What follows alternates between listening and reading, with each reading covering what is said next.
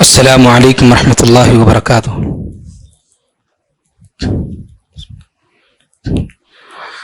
الحمد للہ رب العالمین والصلاة والسلام علی رسولہ الامین، اما بعد۔ اعوذ باللہ من الشیطان الرجیم، بسم اللہ الرحمن الرحیم۔ سورۃ انزلناها وفرضناها وَأَنزَلْنَا فِيهَا آيَاتٍ بَيِّنَاتٍ لَعَلَّكُمْ تَذَكَّرُونَ۔ 18ویں پارے میں یہ سورۃ النور ہے۔ اس سورت میں اللہ رب العالمین نے مدینہ جب مسلمان ہجرت کر کے پہنچے تو وہاں پر مسلمانوں کو اپنے گھریلو اور عائلی معاملات کی درستگی کی ضرورت پیش آئی تو اللہ رب العالمین نے اس سورت کو نازل کیا۔ اس سورت کے نازل کرنے کا ایک پس منظر ہے، وہ یہ کہ سن 6 ہجری میں نبی کریم صلی اللہ علیہ وسلم ایک غزوے سے واپس آ رہے تھے۔ نبی کریم صلی اللہ علیہ وسلم، صحابہ کرام، ایک غزوہ تھا، غزوہ بنی المصطلق، اس غزوے سے آ رہے تھے، اور اس ساتھ میں حضرت عائشہ رضی اللہ تعالی عنہا بھی جو ہے اس سفر میں موجود تھی۔ صحیح بخاری کی روایت ہے، عائشہ رضی اللہ تعالی عنہا نے خود جو ہے اس روایت کو پیش کیا ہے، کہ پوری تفصیل سے اس واقعے کو جو ہے انہوں نے بیان کیا۔ عائشہ رضی اللہ عنہا نے، عائشہ رضی اللہ تعالی عنہا بیان کرتی ہیں کہ جب سفر سے ہم واپس آ رہے تھے تو ایک جگہ پر جو ہے روکا گیا، کچھ ضروری جو ہے قضاء حاجت وغیرہ کو جو ہے پورا کرنے کے لیے۔ تو اس دوران میں قضاء حاجت کے لیے بہت دور چلی گئی۔ جب میں واپس آ گئی تو میں نے دیکھا کہ میں نے ایک ہار پہنا تھا، وہ ہار جو ہے گم ہو گیا ہے، نظر نہیں آ رہا ہے۔ تو میں ڈھونڈتی ہوئی اس جگہ پر گئی جہاں میں نے اس سے پہلے حاجت کے لیے گئی تھی۔ چنانچہ عائشہ رضی اللہ تعالیٰ عنہ وہاں پر پہنچی، انہیں ہار ملا، وہ ہار لے کر جب آ گئی تو جو ہے قافلہ وہاں سے نکل چکا تھا۔ عائشہ رضی اللہ تعالیٰ عنہ بیان کرتی ہیں کہ میں بہت ہی دبلی پتلی تھی، اور جس ڈولی میں بیٹھتی تھی صحابہ جو ہے لوگ مجھے اٹھا کر کے رکھتے تھے، وہ جو کجاوا ہوتا ہے وہ بہت ہی ہلکا تھا، اور میں خود بھی جو دبلی پتلی تھی، لوگ نہیں سمجھ پائے کہ میں اندر ہوں یا نہیں ہوں، اٹھا کر رکھ دیا اور چل بسے، اور میں یہاں پر رہ گئی۔ لیکن مجھے یقین تھا کہ نبی کریم صلی اللہ علیہ وسلم کو جب اس بات کا علم ہوگا کہ میں اندر نہیں ہوں تو مجھے جو ہے لینے کے لیے واپس آئیں گے۔ چنانچہ عائشہ رضی اللہ تعالیٰ عنہ بیان کرتی ہیں کہ میں وہیں پر جو ہے لیٹ گئی اور مجھے آنکھ لگ گئی۔ نیند کے دوران میرے چہرے سے جو ہے پردہ ہٹ گیا، میرا چہرہ جو ہے کھل گیا۔ میں نے کسی کے چلنے کی آواز پیچھے سے سنی کہ کوئی جو ہے ادھر آ رہا ہے چلتے ہوئے۔ تو ایک صحابی کو نبی کریم صلی اللہ علیہ وسلم ہمیشہ کسی بھی غزوے میں، سفر میں ایک آدمی کو مقرر کرتے تھے کہ جب قافلہ گزرتا ہے تو پیچھے سے ایک آدمی جو ہے نظر جو ہے دوڑاتا ہوا آئے کہ کوئی چیز تو چھوڑ کر نہیں گئے ہیں، اگر کوئی چیز مل جاتی ہے تو وہ اٹھا کر جو اس کے مالک تک پہنچا دیتے۔ چنانچہ وہ صحابی جو ہے حضرت عائشہ رضی اللہ تعالیٰ عنہ تک پہنچ گئے، چونکہ چہرہ کھلا تھا۔ عائشہ رضی اللہ تعالیٰ عنہ بیان کرتی ہیں کہ میرا چہرہ کھلا تھا، چونکہ انہوں نے مجھے پردے کا حکم آنے سے پہلے دیکھا تھا مجھے، اس لیے جیسے ہی انہوں نے مجھے دیکھ لیا، مجھے پہچان لیا اور کہا کہ ام المؤمنین آپ یہاں پر کیسے رہ گئی؟ تو عائشہ رضی اللہ تعالیٰ نے جو ہے پورا ماجرا بتلایا۔ تو اس کے بعد عائشہ رضی اللہ تعالیٰ عنہ بیان کرتی ہیں کہ انہوں نے مجھے اپنی سواری پر بٹھایا اور لے کر مجھے مدینے کی طرف چل بسے۔ جب ہم مدینے تک گئے تو وہاں پر منافقین نے جب ہمیں دیکھا تو وہاں پر جو ہے بہت ساری سازشیں وہ لوگ جو ہے رچ چکے تھے، اور بہت ساری افواہیں انہوں نے نعوذ باللہ عائشہ رضی اللہ تعالیٰ عنہ پر جو ہے زنا کا الزام انہوں نے لگایا۔ عائشہ رضی اللہ تعالیٰ عنہ پر جب یہ الزام لگا تو نبی کریم صلی اللہ علیہ وسلم بہت پریشان ہو گئے، صحابہ کرام پریشان ہو گئے، اور ابو بکر صدیق رضی اللہ تعالیٰ عنہ جو کہ ماں عائشہ رضی اللہ عنہا کے جو ہے باپ ہیں، کافی پریشان ہو گئے۔ باپ ہیں تو کافی پریشان، اور عائشہ رضی اللہ تعالیٰ عنہ بتلاتی ہیں کہ یہ جو الزام لگا سب لوگ پریشان ہیں، مجھے خود نہیں معلوم، عائشہ رضی اللہ تعالیٰ عنہ کو معلوم نہیں تھا۔ عائشہ رضی اللہ عنہا ایک دن جو ہے قضاء حاجت کے لیے رات گئی تو وہاں پر ایک عورت سے ملاقات ہوئی، ام مستح رضی اللہ عنہا، انہوں نے بیان کیا کہ یہ معاملہ ہے۔ تو اس دن سے عائشہ رضی اللہ عنہا غم کے مارے بیمار ہو گئی، غم کے اتنا رو رہی تھی کہ جو ہے بیمار ہو گئی۔ ابو بکر صدیق رضی اللہ تعالیٰ عنہ آتے دلاسا دیتے, نبی کریم صلی اللہ علیہ وسلم آتے تسلی دیتے, لیکن خود نبی کریم صلی اللہ علیہ وسلم پریشان تھے. اور اللہ کے نبی صلی اللہ علیہ وسلم کو جو اس معاملے میں آپ صلی اللہ علیہ وسلم نے کچھ نہیں کہا. جو لوگ جو نبی کریم صلی اللہ علیہ وسلم کو عالم الغیب کا دعویٰ کرتے ہیں, وہ یہاں پر پتہ چلتا ہے کہ اللہ کے نبی صلی اللہ علیہ وسلم عالم الغیب ہوتے, غیب کا علم جانتے, تو آپ صلی اللہ علیہ وسلم بتلاتے معاملے کو. تو آپ صلی اللہ علیہ وسلم خود پریشان تھے اور انتظار کر رہے تھے کہ اللہ کی جانب سے وحی آئے. اس موقع پر کئی لوگوں نے کئی باتیں کہی. ایک طرف منافقین پریشان کر رہے تھے, تو دوسری طرف بعض صحابہ کرام نے دیکھا کہ نبی کریم صلی اللہ علیہ وسلم بہت پریشان ہو رہے ہیں. تو صحابہ کرام نے خصوصاً علی رضی اللہ تعالیٰ نے نبی کریم صلی اللہ علیہ وسلم کو مشورہ دیا کہ اللہ کے رسول آپ بہت پریشان ہو رہے ہیں, آپ اتنے کیوں پریشان ہو رہے ہیں؟ کیا عائشہ کے علاوہ کوئی عورت دنیا میں نہیں ہے کہ آپ جو ہے انہی کے ساتھ رہنا چاہتے ہیں؟ آپ انہیں چھوڑ کر کسی اور سے نکاح کر سکتے ہیں, کسی اور کی جو ہے اپنی زوجیت میں لا سکتے ہیں. یہ انہوں نے مشورہ پیش کیا. یہ بات عائشہ رضی اللہ تعالیٰ عنہا کو بہت بری لگ گئی. تو غرض یہ کہ اس طرح کا یہ واقعہ پیش آیا. بعد میں اللہ رب العالمین نے جو ہے وہی نازل کی کہ ان لوگوں نے جو کچھ بھی افترا پردازیاں کی ہیں, جو کچھ بھی انہوں نے الزام لگایا ہے, یہ سب جو ہے منافقین کا کام ہے. اللہ رب العالمین نے قیامت تک کے لیے عائشہ رضی اللہ تعالیٰ عنہ کی پاک دامنی کی جو ہے یہاں پر دلیل پیش کر دی. فرمایا اللہ رب العالمین نے سورت میں سبحانک ھذا بہتان عظیم, یہ بہت ہی بڑا بہتان ہے, یہ اللہ رب العالمین نے جو سورت میں بیان فرمایا. اس میں افسوس کی بات یہ تھی کہ بعض مسلمان بھی ان منافقین کے ساتھ شریک ہو گئے جو اس معاملے کو پھیلانے میں.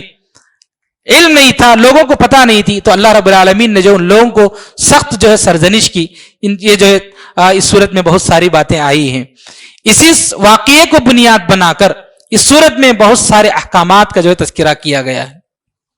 اس صورت میں اللہ رب العالمین نے جیسا کہ بتلایا گیا کہ وہ یہ کہ گھریلو معاملات جب تک درست نہیں ہوتے ہیں, کوئی معاشرہ اس وقت تک مکمل مضبوط نہیں ہوتا ہے. اس لیے اللہ رب العالمین نے اس صورت کے اندر گھریلو جو معاملات, گھر کے اندر جو مسائل ہوتے ہیں, تو اس سلسلے میں اللہ رب العالمین نے بعض احکامات کا تذکرہ فرمایا. ان احکامات اور ان سزاؤں, جو کچھ سزائیں بھی اس میں بتلائی گئی. ان احکامات میں بعض احکام اور سزائیں جو ہے ویسے یہ صرف اسلامی حکومت میں نافذ ہو سکتی ہیں.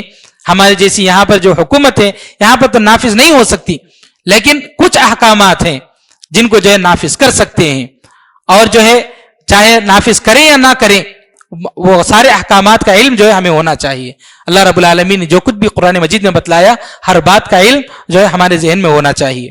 تو سب سے پہلے اللہ رب العالمین نے یہاں پر بیان فرمایا الزانیۃ والزانی فاجلدوا کل واحد منہما مئۃ جلدہ. جو لوگ غیر شادی شدہ زانی ہوتے ہیں, چاہے وہ مرد ہو یا عورت, اللہ نے فرمایا کہ انہیں 100 کوڑے مارے جانے چاہیے غیر شادی شدہ کو. ولا تأخذکم بہما رأفۃ فی دین اللہ. اللہ کے یہ جو احکامات ہیں اس معاملے میں کسی قسم کی جو ہے کوئی ڈھیل نہیں پیش کرنی چاہیے. اس میں یہاں پر جو ہے معاف کر دو, یہ ڈھیل کرو, وہ کرو, یہ نہیں ہے. وہی اللہ نے فرمایا ولا تأخذکم بہما رأفۃ فی دین اللہ, اللہ کے دین کے معاملے میں. اس کے بعد فرمایا اللہ رب العالمین نے وَلْيَشْهَدْ عَذَابَهُمَا طَائِفَةٌ مِّنَ الْمُؤْمِنِينَ, اور یہ جو سزا دی جائے گی اس سزا کے موقع پر مسلمانوں کی جماعت کو حاضر ہونا ہوگا تاکہ لوگوں کے سامنے اس سزا کو دی جائے اور لوگ دیکھ کر کے اس سے عبرت حاصل کریں. اتنی سخت جو سزائیں بتلائی گئی. اب یہاں پر اس آیت میں, اس صورت میں صرف غیر شادی شدہ کا تذکرہ آیا, لیکن احادیث میں نبی کریم صلی اللہ علیہ وسلم نے شادی شدہ جو زانی لوگ ہوتے ہیں ان سے متعلق بیان فرمایا کہ ایک آدمی غیر شادی شدہ ہوتا ہے تو وہ اپنی نفسانی خواہشات کی مجبوری کی وجہ سے جو ہے برائی کی طرف جاتا ہے. لیکن جب انسان شادی شدہ ہونے کے باوجود اس کے پاس کوئی مجبوری بھی نہیں ہوتی, اس کے پاس اپنی خواہش کے لیے جو ہے بیویاں ہوتی ہیں, اس کے باوجود وہ راستے پر جاتا ہے تو وہ بہت بڑی بغاوت ہے. اس لیے اسلام نے شادی شدہ جو زانی یا زانیہ ہوتے ہیں ان کے لیے جو ہے رجم کی سزا مقرر کی ہے کہ انہیں قتل کر دیا جائے. تو سارے لوگوں کے سامنے انہیں پتھروں سے مار مار کر جو ہے ختم کر دیا جائے گا. یہ جو ہے اسلام نے جو ہے اس کے لیے سزا مقرر کی ہے. تو غرض یہ کہ اسلام نے یہ جو سزائیں مقرر کی ہیں یہ سزائیں اس لیے تاکہ معاشرے میں امن ہو, معاشرے میں سکون ہو, کوئی برائی کی طرف نہ جائے. یہ سب ایسی برائیاں ہیں کہ معاشرے کو تباہ و برباد کر دیتی ہیں, خاندانوں کے امن و جو چین و سکون ہوتا ہے سب برباد کر کے رکھ دیتی ہیں. اس لیے اللہ رب العالمین نے ان سارے مسائل کو حل کرنے کے لیے سخت سزائیں مقرر کی ہیں. اس کے بعد اللہ رب العالمین نے اس صورت میں ایک اور حکم نازل فرمایا، الزانی لا ينكح الا زانیۃ او مشرکہ والزانیۃ لا ينكحها الا زان او مشرک وحرم ذلك على المؤمنین، کہ کوئی جو ہے زانی اگر کسی سے نکاح کرتا ہے تو وہ صرف اور صرف جو ہے زانیہ سے یا مشرکہ سے نکاح کرتا ہے. یعنی اس میں یہ بتلایا گیا اس آیت میں کہ کسی مسلمان کو اگر عورت کو کوئی مرد بہت ہی مشہور زانی ہے یا پھر عورت جو کہ مشہور زانیہ ہے تو اس سے شادی کرنا حرام ہے. اللہ نے یہاں پر زانیہ اور مشرکہ دونوں کو ملا کر بتلایا، زانیہ اور مشرکہ، مطلب یہ کہ جو حکم مشرکہ کا ہے کہ اس سے شادی کرنا حرام ہے، اسی طرح زانیہ سے یا زانی سے شادی کرنا حرام ہے. اللہ رب العالمین نے جو اس آیت میں بیان فرمایا. اس کے بعد اتنی سخت اس کی سنگینی کو بیان کرنے کے بعد اللہ رب العالمین نے برائی کی. اس کے بعد جو پاک دامن لوگ ہوتے ہیں، جو اپنی عفت اور عصمت کی جو ہے پوری حفاظت کرتے ہیں، لیکن اس کے باوجود کچھ لوگ ہوتے ہیں معاشرے میں خواہ مخواہ لوگوں پر الزام لگانے پر تلے ہوئے ہوتے ہیں، تو ایسے لوگوں کے لیے بھی سخت جو ہے قوانین بتلائے گئے ہیں. اللہ رب العالمین نے فرمایا والذین یرمون المحصنات ثم لم یأتوا بأربعة شہداء، کہ جو لوگ پاک دامن عورتوں پر الزام لگاتے ہیں زنا کا اور وہ اپنے ساتھ 4 گواہوں کو پیش نہیں کرتے ہیں، تو جو الزام لگائے گا زنا کا کسی عورت پر اس کو چاہیے کہ وہ 4 گواہوں کو پیش کرے. اگر وہ 4 گواہوں کو پیش نہیں کرتا ہے تو اللہ نے فرمایا فجلدوہم 80 جلدہ، کہ اس کو 80 کوڑے مارے جائیں گے. ولا تقبلوا لهم شہادۃ ابدا، اور ہمیشہ ہمیشہ کے لیے اس کی گواہی کسی بھی معاملے میں قبول نہیں کی جائے گی. پھر فرمایا وَأُولَئِكَ هُمُ الْفَاسِقُونَ، اور یہی لوگ فاسق ہیں، نافرمان لوگ ہیں اور سرکشی کرنے والے لوگ ہیں. یہ اللہ رب العالمین نے بیان فرمایا. اس آیت سے پتہ چلتا ہے کہ کسی پر الزام لگانا کتنی بری بات ہے، اور ایسے الزام لگانے والے آدمی کے لیے اللہ رب العالمین نے 3 باتیں یہاں پر بتلائیں. ایک تو یہ کہ اس کو 80 کوڑے مارے جائیں، اور اس کو زندگی میں اس کے کبھی بھی اس کی جو ہے شہادت کہیں بھی قبول نہیں کی جائے گی، اور فرمایا کہ یہی لوگ فاسق ہیں. اور اگر ایک آدمی اگر شاہد ہوگا، گواہ ہوگا کسی کی زنا پر، تو یہ کافی نہیں ہے، اس کو 4 گواہ پیش کرنے ہیں. اگر وہ پیش نہیں کرے گا تو گرچہ وہ گواہ ہو، اگر وہ الزام پیش کرتا ہے تو تب بھی اس کو سزا دی جائے گی، کیونکہ اس کو جو ہے 4 گواہ پیش کرنا ہی ہے. یہی اللہ رب العالمین نے یہاں پر قانون بتلایا. اگر کوئی آدمی الزام لگا دیا، اس پر سزا جو ہے اس کو سزا دی گئی. اس کے بعد اللہ نے فرمایا الا الذين تابوا من بعد ذلك واصلحوا فان الله غفور رحیم. پھر اس کے بعد اگر وہ آدمی جنہوں نے الزام لگایا وہ توبہ کر لیتے ہیں اور اپنی اصلاح کر لیتے ہیں تو اللہ رب العالمین معاف کر دیں گے. اس آیت میں اللہ نے یہ فرمایا کہ اللہ رب العالمین معاف کر دیں گے، لیکن یہ نہیں کہا کہ ان کی گواہی دوبارہ قبول کی جائے گی دنیا میں. وہ چاہے توبہ کرے یا نہ کرے، اللہ اس کی مغفرت کرے یا نہ کرے، کچھ بھی ہو، لیکن دنیا میں دوبارہ اس کی گواہی قبول نہیں کی جائے گی. ایک مرتبہ اگر وہ جو غلط نکلا تو اپنے الزام میں. پھر اس کے بعد اللہ رب العالمین نے یہاں پر جو شوہر اور بیوی کا جو رشتہ ہوتا ہے اس رشتے سے متعلق ایک اہم بات بتلائی کہ جو والذین یرمون ازواجہم، کہ جو شوہر اپنی بیویوں پر الزام لگاتا ہے، فرمایا اللہ رب العالمین نے وَلَمْ يَكُنْ لَهُمْ شُهَدَاءُ إِلَّا أَنفُسُهُمْ فَشَهَادَةُ أَحَدِهِمْ، کہ اگر اس کے پاس کوئی گواہ نہیں ہے، صرف شوہر ہی گواہ ہے، تو ایسی صورت میں اللہ نے فرمایا کہ اس کی ایک گواہی کافی ہے. لیکن اس کو شوہر کو کرنا کیا ہے؟ اللہ نے فرمایا، قاعدہ بتلا دیا 4 شہادات باللہ، اس کو چاہیے کہ وہ 4 مرتبہ اللہ کی قسم کھائے، انہ لمن الصادقین، اگر وہ سچا ہو. پھر 5ویں مرتبہ اس کو یہ کہنا ہوگا 4 مرتبہ قسم کھانے کے بعد والخامسۃ ان لعنت اللہ علیہ ان کان من الکاذبین، 5ویں مرتبہ یہ کہے گا کہ اگر وہ جھوٹا ہے تو اس پر اللہ کی لعنت ہوگی. پھر اس کے بعد اللہ نے یہ فرمایا وَأَدْرَأُ عَنْهَا الْعَذَابَ، جس بیوی پر وہ الزام لگا رہا ہے، یہ سب قسمیں کھا کر کی یہ فلاں فلاں، اور بیوی کو جو ہے سزا سے بچنا ہے. اگر وہ جو ہے اس معاملے میں جو ہے بالکل جو ہے صاف ہے، غلط نہیں ہے، تو پھر وہ بھی جو ہے اللہ نے فرمایا ان تشہد 4 شہادات باللہ، تو بیوی بھی جو ہے اگر شوہر الزام لگا رہا ہے تو وہ بھی 4 جو ہے مرتبہ اللہ کی قسم کھائے، انہ لمن الکاذبین، اگر وہ جھوٹا ہو. والخامسۃ، اور 5ویں مرتبہ یہ کہے ان غضب اللہ علیہ ان کان من الصادقین، کہ اگر وہ سچا ہے تو اس پر جو ہے اللہ کا غضب نازل ہو. تو اس طرح سے جو وہ قسم کھا کے اس معاملے کو جو ہے پیش کری. اللہ رب العالمین نے جو ہے بعض احکامات کا جو یہاں پر نزول فرمایا. اس کے بعد اللہ رب العالمین نے یہ بیان فرمایا ہے کہ اسلامی معاشرے میں بے حیائی عام کرنے والے لوگوں کی سزا، جیسا کہ عائشہ رضی اللہ عنہا کے واقعے میں کچھ لوگوں نے جو ہے خامخواہ کے جو ہے ادھر ادھر کی غلط باتیں پھیلا دی، تو اللہ نے سخت سے سخت کلمات میں بیان فرمایا ان الذين يحبون ان تشيع الفاحشة في الذين آمنوا لهم عذاب أليم في الدنيا والآخرة. یہ جو لوگ اہل ایمان کے درمیان فحش باتوں کو پھیلاتے ہیں، غلط باتوں کو جو ہے بے حیائی کی باتوں کو پھیلاتے ہیں، اللہ نے فرمایا لهم عذاب أليم، ان کے لیے دردناک عذاب ہے، فی الدنیا والآخرہ، دنیا میں بھی اور آخرت میں بھی. یہ اللہ رب العالمین نے یہاں پر اس سلسلے میں بیان فرمایا. اس کے بعد اللہ رب العالمین نے ایک آیت میں بیان فرمایا کہ ابو بکر رضی اللہ تعالیٰ عنہ، جیسا کہ واقعہ عفق کا تذکرہ آیا کہ اس میں ابو بکر رضی اللہ تعالیٰ عنہ نے جو ہے دیکھا کہ جو لوگ الزام لگا رہے تھے، پھیلا رہے تھے، ان میں ایک ایسا آدمی تھا جو خود ابو بکر رضی اللہ تعالیٰ عنہ کا رشتہ دار بھی تھا، اور وہ جس کو جو ہے ابو بکر رضی اللہ تعالیٰ عنہ جو ہے ہمیشہ جو ہے گھر کا جو ہے خرچہ دیا کرتے تھے. ابو بکر صدیق رضی اللہ تعالیٰ عنہ دیکھا کہ وہ خود میری بیٹی کے معاملے میں الزام لگا رہا ہے. دل کو بڑی تکلیف ہوئی ابو بکر صدیق رضی اللہ تعالیٰ عنہ کو. انہوں نے یہ قسم کھا لی کہ میں اللہ کی قسم اس کو کبھی جو ہے اس کو اخراجات کے لیے اس کا میں تعاون نہیں کروں گا.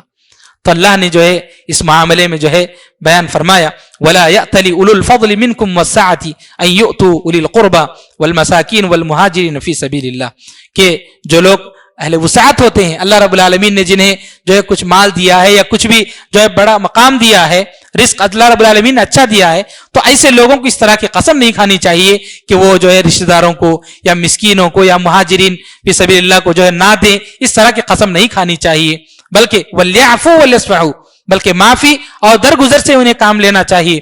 الا تحبون ان یغفر اللہ لکم، کیا آپ لوگ اس بات کو پسند نہیں کرتے کہ اللہ رب العالمین بھی آپ کو معاف کرے. واللہ غفور الرحیم، اللہ رب العالمین بڑا بخشنے والا اور بڑا رحم کرنے والا ہے. تو اس کے بعد ابو بکر رضی اللہ تعالیٰ نے اپنی قسم توڑ دی. تو یہ معاملہ یہاں پر بتلایا گیا ہے. تو اس طرح سے ہمارے رشتہ داروں میں، اڑوس پڑوس میں اگر اس طرح کوئی تکلیف دیتا بھی ہے تو معافی اور درگزر سے جو ہے کام لے کر کے جو ہے اس کا تعاون جو ہے جاری رکھنا چاہیے. وہ بات ہمیں اس آیت سے معلوم ہوتی ہے. اس کے بعد اس صورت میں اللہ رب العالمین نے گھروں میں داخل ہونے، اجازت لینے کے اس کے جو کچھ آداب بتلائے ہیں. اللہ نے فرمایا یا ایھا الذین آمنوا لا تدخلوا بیوتا غیر بیوتکم حتی تستأنسوا وتسلموا علی اہلھا، کہ اے لوگوں جب آپ اہل ایمان جب آپ کسی کے گھر کو جاتے ہیں تو آپ پہلے اجازت لیجئے اور سلام کیجئے گھر والوں پر، اس کے بعد داخل ہونا. اس کے بعد دیکھیے اللہ نے کیا فرمایا فَإِن لَّمْ تَجِدُوا فِيهَا أَحَدًا، اگر آپ وہاں پر جو اجازت لے رہے ہیں، سلام کر رہے ہیں، لیکن آپ کسی کی آواز کو اندر سے نہیں پا رہے ہیں، اجازت کی آواز اندر سے نہیں پا رہے ہیں، تو کیا کرنا ہے؟ اللہ نے فرمایا فَلَا تَدْخُلُوهَا حَتَّى يُؤْذَنَ لَكُمْ، جب تک آپ کو اجازت نہ دی جائے تب تک آپ گھر میں داخل نہیں ہونا، چاہے وہ کتنی بھی دیر ہو جائے، وہاں پر جو ہے انتظار کیا جائے. اس سلسلے میں پھر فرمایا اللہ نے وَإِن قِيلَ لَكُمُ ارْجِعُوا فَارْجِعُوا هُوَ أَزْكَىٰ لَكُمْ، کہ اگر آپ سے کہا جائے کہ واپس چلے جاؤ تو واپس چلے جانا چاہیے. حضرت عمر رضی اللہ تعالیٰ عنہ نے ایک مرتبہ ابو موسیٰ اشعری رضی اللہ تعالیٰ عنہ سے کہلا بھیجا کہ آپ میرے گھر آئیں. ابو موسیٰ اشعری رضی اللہ تعالیٰ عنہ آپ کے گھر آئے، اور ابو موسیٰ اشعری رضی اللہ تعالیٰ عنہ نے گھر کے جو دروازے کو 3 مرتبہ کھٹکھٹایا اور اس کے بعد 3 مرتبہ سلام کیا اور اس کے بعد چلے گئے. اندر سے کوئی جواب نہیں آیا، چلے گئے. تو عمر رضی اللہ تعالیٰ عنہ نے بلا بھیجا کہ آپ نے ایسا کیوں کیا؟ 3 مرتبہ آپ نے دروازہ کھٹکھٹایا، اس کے بعد سلام 3 مرتبہ سلام کر کے آپ چلے گئے، کیوں؟ تو ابو موسیٰ اشعری رضی اللہ تعالیٰ نے کہا کہ میں نے اللہ کے نبی صلی اللہ علیہ وسلم سے سنا کہ آپ کسی کے گھر جاتے ہیں تو 3 مرتبہ آپ سلام کر کے اجازت لیں، اگر کوئی جواب نہیں آتا ہے تو واپس چلے جائیں. تو عمر رضی اللہ تعالیٰ نے یہ حدیث اب تک نہیں سنی تھی. عمر رضی اللہ تعالیٰ نے کہا اچھا یہ آپ نے سنا ہے تو مجھے ایک اور گواہ پیش کرو جنہوں نے نبی کریم صلی اللہ علیہ وسلم سے سنا تھا. چنانچہ ابو موسیٰ اشعری رضی اللہ تعالیٰ گئے، صحابہ کی مجلس تھی، پیش کیا، بیان کیا، تو ایک اور صحابی آئے گواہ دینے کے لیے، اور انہوں نے کہا عمر رضی اللہ تعالیٰ سے کیا عمر میں نے بھی اس حدیث کو سنا ہے. تو ایک بات اس حدیث یہ بھی معلوم ہوتی ہے کہ صحابی عمر رضی اللہ تعالیٰ اتنے بڑے جلیل القدر صحابی، اتنا بڑا مقام، اللہ کے نبی صلی اللہ علیہ وسلم نے فرمایا کہ میرے بعد کوئی اور نبی ہوتا تو وہ عمر رضی اللہ تعالیٰ ہوتی، اتنا بڑا مقام. لیکن اس کے باوجود بھی انہیں ایک حدیث اللہ کے نبی صلی اللہ علیہ وسلم کی وفات کے بعد نہیں معلوم تھی. تو صحابہ میں بہت سارے صحابہ ایسے تھے، بہت ساری باتیں انہوں نے نہیں سنی تھی، ان تک نہیں پہنچی تھی. تو وہاں پر عمر رضی اللہ تعالیٰ نے جب پہلی مرتبہ اس حدیث کو سنے تو انہوں نے یہ نہیں کہا کہ میں تو اللہ کے نبی کے ساتھ اٹھتا بیٹھتا ہوں، میں تو ہمیشہ آپ کے ساتھ رہتا ہوں، میں نے نہیں سنا تو میں اس حدیث کا انکار کر دیتا ہوں، یہ نہیں کہا. تو یہی معاملہ ہر مسلمان کا آج ہونا چاہیے کہ کسی بھی عالم سے کوئی حدیث سنتے ہیں تو یہ پہلی مرتبہ کوئی حدیث سنتے ہیں، اس کا ادب یہی ہے، اس کا طریقہ یہی ہے کہ اگر یہ لگ رہا ہے کہ غلط ہے تو وہاں پر تحقیق کر لینا چاہیے کہ غلط ہے یا صحیح ہے، تحقیق ہونا چاہیے. ایسا نہیں کہ آدمی فوراً انکار کر دے کہ آج تک میں نے اس حدیث کو نہیں سنا، میں فوراً انکار کر دیتا ہوں، ایسا نہیں ہونا چاہیے.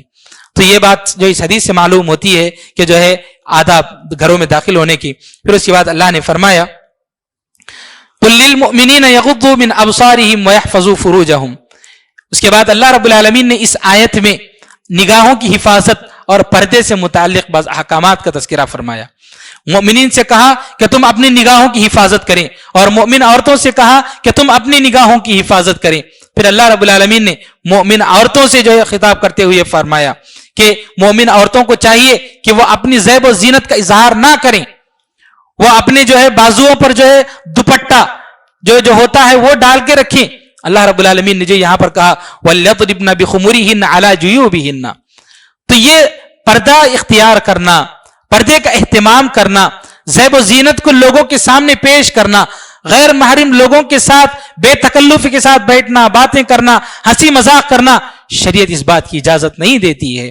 دیکھیے آج ہماری سوسائٹی کی جو حالت ہے وہ یہ کہ بے پردگی کی یہ حالت کہ جو ہے کوئی اعتبار نہیں کہ وہ محرم ہے یا غیر محرم، سب کے سامنے ایسے ہی جانا اور سب کے سامنے جو ان سے باتیں کرنا، ہنسی مذاق، یہ ساری چیزیں ہوتی ہیں. ان ساری چیزوں سے جو ہے بالکل جو ہے احتراز کرنا چاہیے. آج ہماری شادی خانوں کی حالت دیکھیے، شادی خانوں میں جو فنکشن ہالس میں ہوتے ہیں وہاں پر جو ہے نہ مردوں کے لیے کوئی خاص جگہ نہ عورتوں کے لیے کوئی خاص جگہ، بہت ساری شادیوں میں پورا اختلاط، سب ملے ہوئے ہوتے ہیں. وہاں پر نہ محرم کا اعتبار نہ غیر محرم کا، سب آپس میں بیٹھنا، باتیں کرنا، ہنسی مذاق کرنا. اللہ کے نبی صلی اللہ علیہ وسلم نے یہ کہا کہ مسجد کو جب آتے ہیں مرد یا عورتیں تو ان کے آنے جانے کا راستہ بھی الگ ہونا چاہیے. مسجدوں کے لیے جہاں پر قرآن و سنت کی تعلیم ہوتی ہے، جہاں پر عبادت ہوتی ہے، ایسی جگہوں پر بھی عورتوں کے اور مردوں کے آنے جانے کا راستہ الگ ہونا چاہیے. تو پھر کیسے شادی خانوں میں، فنکشن ہالز میں بیٹھنے کے جو سب ایک جگہ انتظام ہوتا ہے. یہ ہمارے لیے شرمندگی کی اور افسوس کی بات ہے. ہم حجاب حجاب حجاب، پردہ پردہ کہہ کر ہم آواز اٹھاتے ہیں، لیکن دنیا ہماری طرف دیکھ رہی ہے کہ ہم کیا کر رہے ہیں.